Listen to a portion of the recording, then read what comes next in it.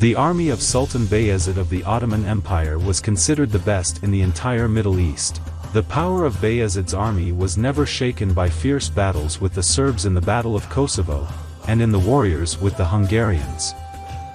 Having defeated the crusade of the Hungarian king Sigismund on his head, it seemed that the power of the Ottoman Empire would be enough and to more triumphant campaigns in which Bayezid, as commander of the army, leading the army under his standards, will defeat anyone who stands in the way of the Ottoman Empire. Despite the military exploits and successes of the Ottoman Empire in military affairs, after caustic messages from the neighbor in the person of the Timurid Empire, Bayezid's power came under attack. Tamerlane, leader of the vast Timurid Empire stretching from eastern Anatolia to northern India, ambitious and expansive to expand his empire, found a new target. Ottoman Empire. Tamerlane wanted to accept Bayezid's defeat in absentia, considering the role of the vanguard of Islam in Europe, which the Ottoman Empire played before the start of the battle, and was ready to spare the opponent. Tamerlane in a letter to Bayezid, "Can such a petty ruler like you compare with us?" Bayezid was not shaken by Tamerlane's audacity, on the contrary, realizing that the forces are equal and that the Ottoman Empire is more than capable of competing with the Timurid Empire in its strength. He sent an ambassador in response to Tamerlane. "We will drive you to Brand and Sultan." Having received the answer, Tamerlane immediately launched a campaign to conquer Anatolia.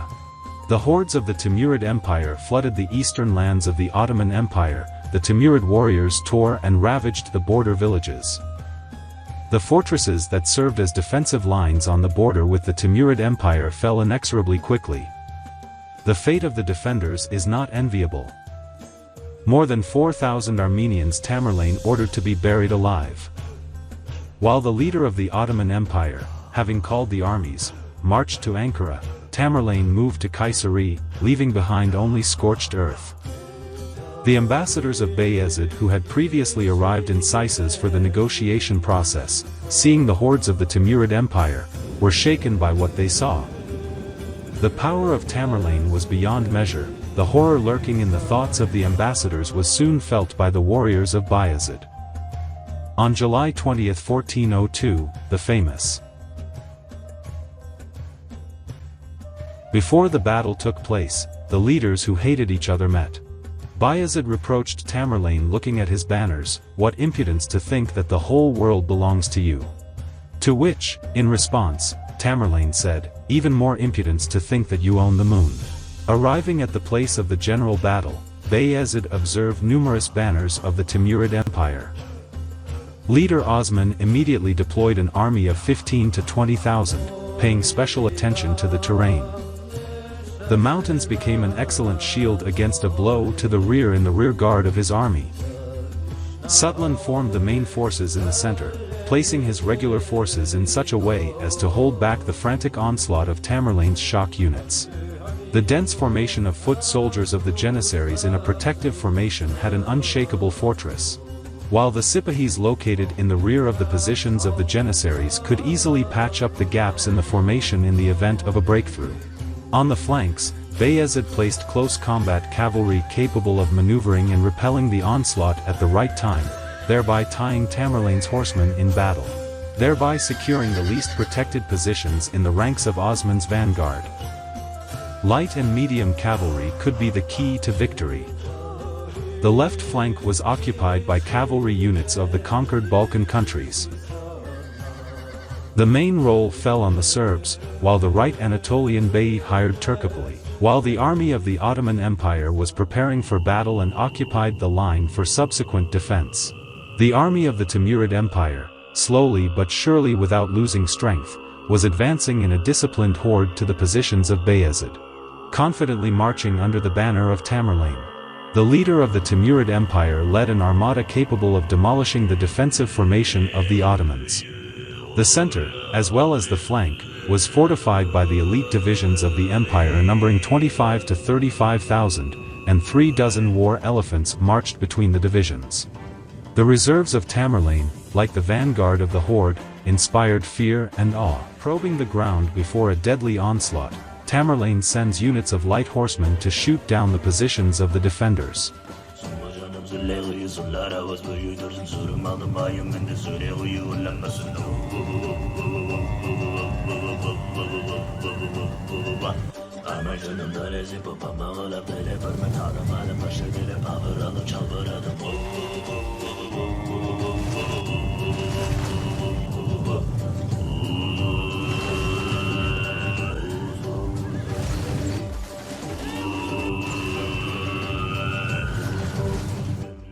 Playing on the nerves of Osman and other defenders, the horse archers fail to weaken the formation on any of the flanks. When Tamerlane gets bored, he decides to send his grandson Abu Bakr Mirza with light cavalry to the right flank where Bayezid has stationed the Serb cavalry.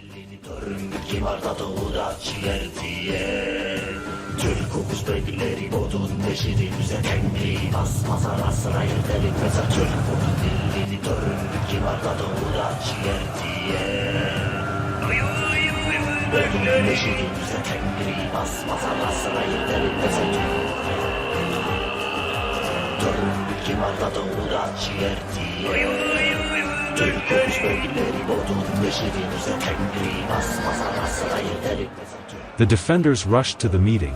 The entire right flank of Bayezid got involved in the battle with the light units of Tamerlane's horsemen, which were not even close to the medium or even heavy cavalry of the Timurid Empire. The Serbs, fighting on equal terms, even managed to push back the horsemen led by the grandson of Tamerlane. Filled with courage and success on the right flank, the Serbs, inspired, began to push Timurid's light cavalry with even greater difficulty.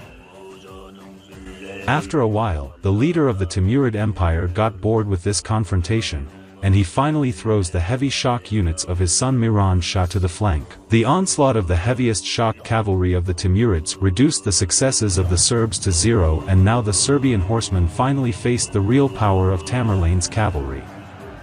The fierce carnage of cavalry units forces the Serbs to retreat to defensive positions.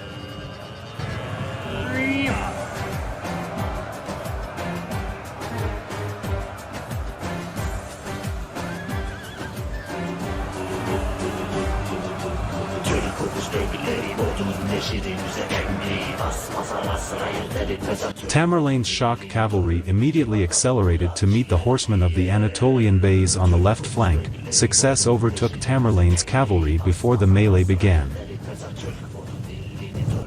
The Anatolian Beys units and 18,000 mercenary Tatars went over to the side of the Timurid Empire. Heavy cavalry units and armored elephants, meanwhile, at full speed slammed into the defensive formation of Bayezid's vanguard.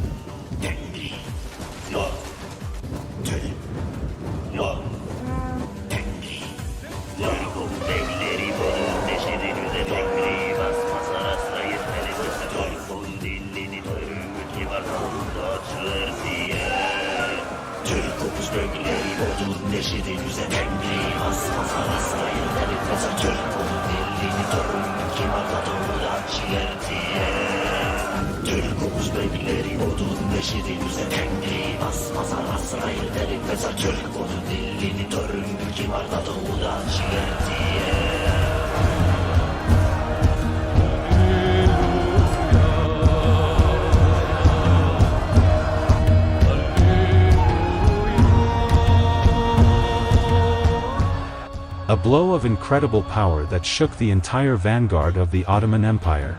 Tamerlane hoped to cut off the Serbs from the main positions of Osman. The Timurids pinned down the enemy units, preventing them from moving. Meanwhile, part of Tamerlane's reserve penetrated the gaps, thus cutting off the possibility for the Serb cavalry units to retreat to the protected rear. But despite the fact that the Serb horsemen were connected by battle, they managed to break through with losses and take cover behind the vanguard of the Ottoman infantry.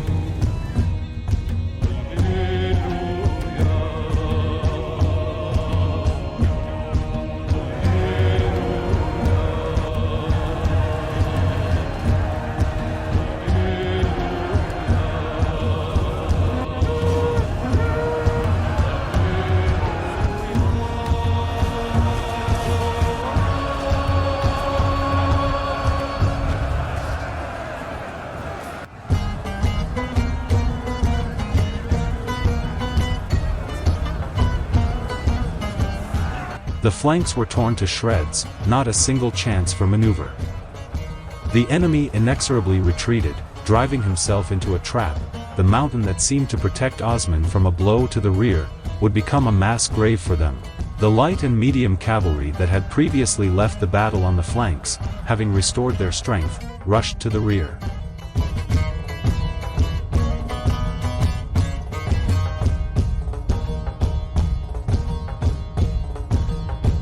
The Janissaries, the valiant warriors of the Ottomans, not sparing their lives, became living shields on the way to the Sultan.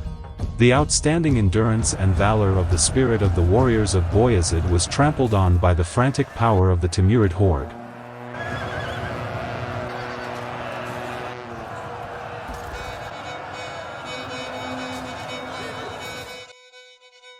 The Sultan was taken prisoner, and there was no trace left of the army of the Ottoman Empire.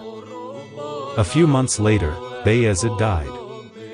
And Tamerlane continued his triumphant campaign, no longer encountering any threat or complications.